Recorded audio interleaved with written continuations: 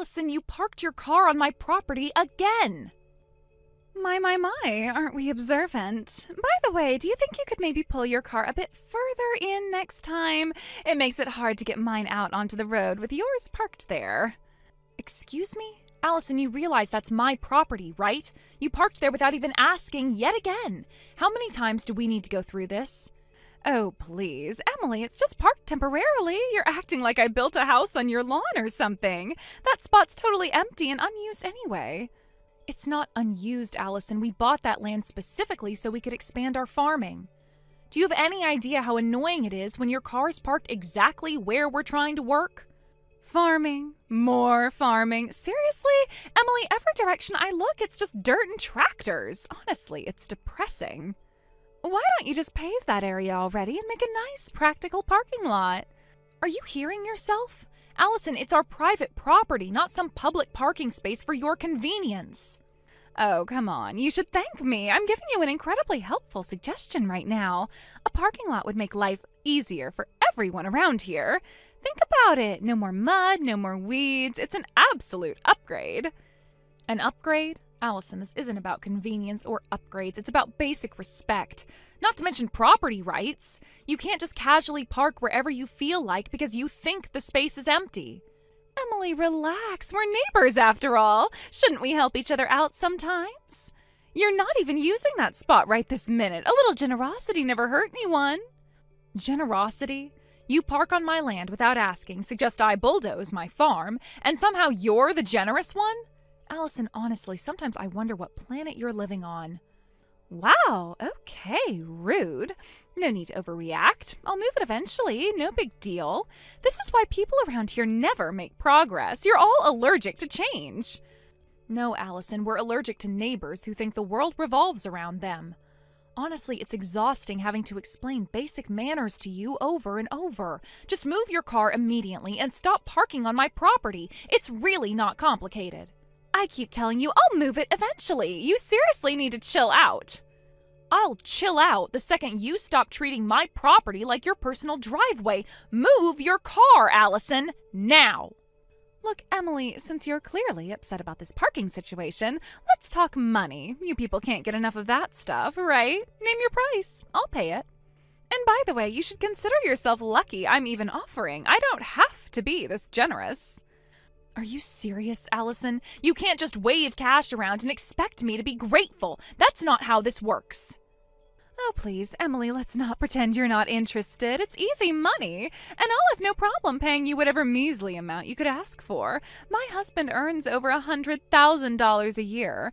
Paying you for a patch of dirt isn't exactly a hardship for us. Wow, Allison, you honestly think money fixes everything, don't you? Again, this land isn't just some patch of dirt. It's for farming. It's literally our livelihood. Oh, come on now, don't exaggerate. Farming, please. Anyway, I'm not asking for the whole thing, just enough space for my car. Oh, and room for my kids' bikes, too. Maybe a small storage shed, if we can manage that. You've got to be kidding. So not only do you want to park illegally, but now you're planning to put a shed on my property, too? Do you even hear yourself right now? Yes, Emily, I do, and I think I'm being perfectly reasonable. You, on the other hand, are being a bit of a brat. I mean, really, you could be making easy money instead of obsessing over a piece of land you're barely using.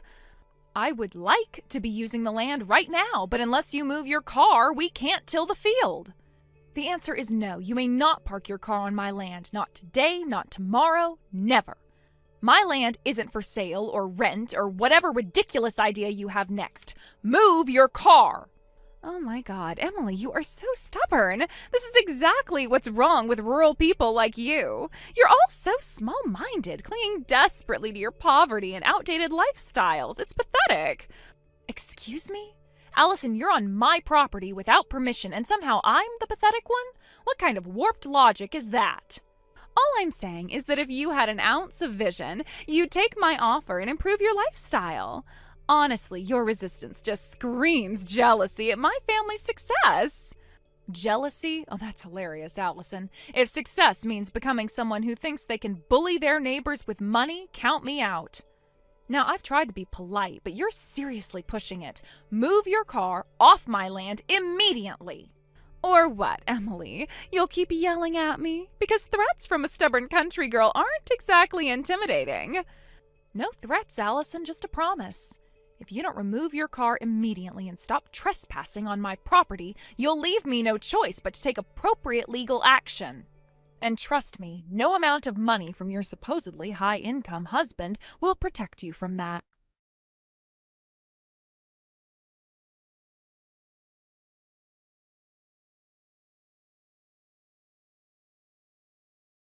Allison, what on earth is happening here? Why are there dozens of cars parked all over my property right now? Explain yourself immediately. Oh, relax, Emily. Didn't I mention this already? I invited some of my friends from the city out here for a vacation. They'll be parked there for just a few short days, 3 days tops. 3 days? Are you serious, Allison? There are at least 30 cars parked on my property. Do you have any idea how completely insane that is? There you go, overreacting again. We're spending the weekend at that lovely mountain resort nearby. My driveway couldn't handle this many vehicles. Your empty land was just the obvious choice. You really should feel honored. Stop patronizing me, Allison. We have already been through this. You can't just invite half your social circle and dump their cars on my farm. If it weren't for our history together, I might have been willing to let you use that lot for a few days. But I have made it repeatedly clear that you do not have my permission to park there. Oh, please, permission, consent. It's all semantics. The cars are there now anyway. Besides, I did say I'd pay you generously. Surely a bit of cash in your pocket makes this worthwhile. This isn't about your money, Allison. What is it going to take to get that through your thick skull? Do you have any idea how psychotic this is? You're invading my property like a medieval warlord. Emily, let's keep things civilized. You seem really worked up. I'll compensate you properly after the weekend. In the meantime, can you just stop fussing and bear with it for a few days? It's really not that big a deal. You are not the one who gets to decide what is or is not a big deal when it's my property that we're talking about. Move every single one of those cars right this minute, or else. I am not kidding. Emily, dear, that's impossible. We're already on the bus. We can't turn back now. You'll just have to wait. In 3 days, your precious land will be empty again, okay? Problem solved. You think I'm going to sit around and let you disrespect my home and livelihood for 3 days? You have crossed a line. Oh, stop being dramatic. It's temporary. Think of it as helping people experience the rural charm you love so much. Seriously, just relax. We'll talk compensation later. I promise I'll make it worth the trouble. You know what? Fine. If this is how you insist on handling things, then I'm done being polite. Consider this my final courtesy. You had better make alternative arrangements to get home after your precious little trip, because you are not going to have as easy of a time getting home as you think. Oh, please. Are you threatening me now, Emily? Let's not make things ugly. I told you before, around these parts, we don't do threats. This is just a friendly heads up. Actions have consequences. You chose your actions, and now you'll have to accept them.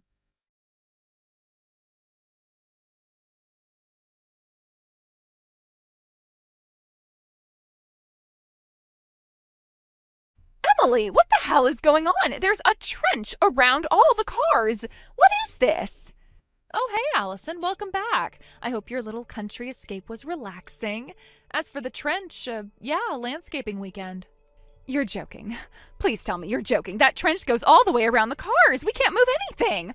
Are you seriously trying to trap us? Trap you? No, not at all. I just wanted to install proper irrigation lines. It's farmland, remember? You said you wanted a real country experience. Well, congratulations, you got one. This is revenge. Don't play dumb. That trench wasn't here before. You dug it after we parked, and you did it on purpose.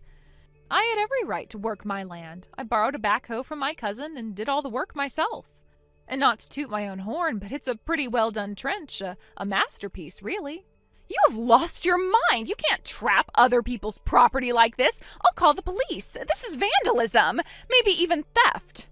Oh, by all means, call them. I'd love to walk them through the illegal parking, broken fencing, ruined soil, and other damage you caused. I'd also love to show them our text message history. It would be very illuminating. I never destroyed anything, and it's not like I didn't offer to pay. You said you'd think about it. That's not even close to true. You threw money in my face, and I said no every time. You didn't care. Emily, please. My husband makes over $100,000 a year. We're not lowlifes. I was going to make it right. Still going on about your husband's income? This isn't about money. It's about trespassing and your city slicker entitlement. You're enjoying this, aren't you? You actually wanted to humiliate me. No, I wanted you to respect my boundaries. You didn't. So I respected my own. That land is mine. I'll use it however I see fit. You left 30 cars in the middle of it. You're going to regret this. I swear, Emily, you have made a very bad enemy. If defending my property makes me your enemy, I'll sleep just fine. Maybe don't come back. Ever. Oh my God, fine. I'm sorry, okay? There. Happy now? I apologized. Can we move on? Wow, that's your apology? No acknowledgement, no remorse, no ownership. You just dropped "I'm sorry" like it meant nothing. I said the words. That's what you wanted, isn't it? No need to drag this out to feel powerful. I don't need power, Allison. I just think someone who lied, trespassed, and humiliated 30 guests should sound less smug. What do you want from me? Should I crawl to your front door sobbing for forgiveness? Honestly, that'd be a start. Maybe throw in some groveling while you're at it.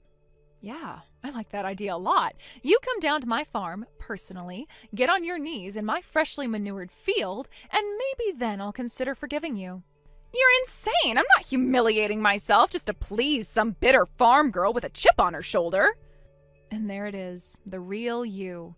Arrogant, entitled, incapable of admitting when you're wrong.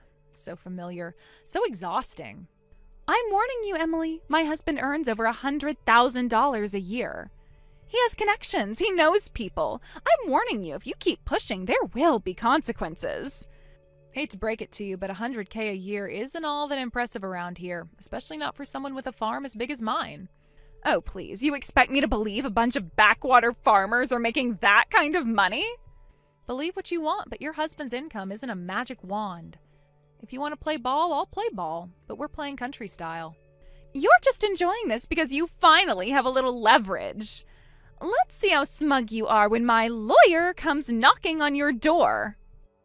Talk to whoever you want. I've got every text, every photo, every timestamp, screenshots, evidence, and more patience than you.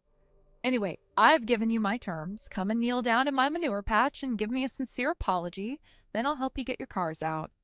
Until you're ready to start kneeling, we've got nothing to talk about.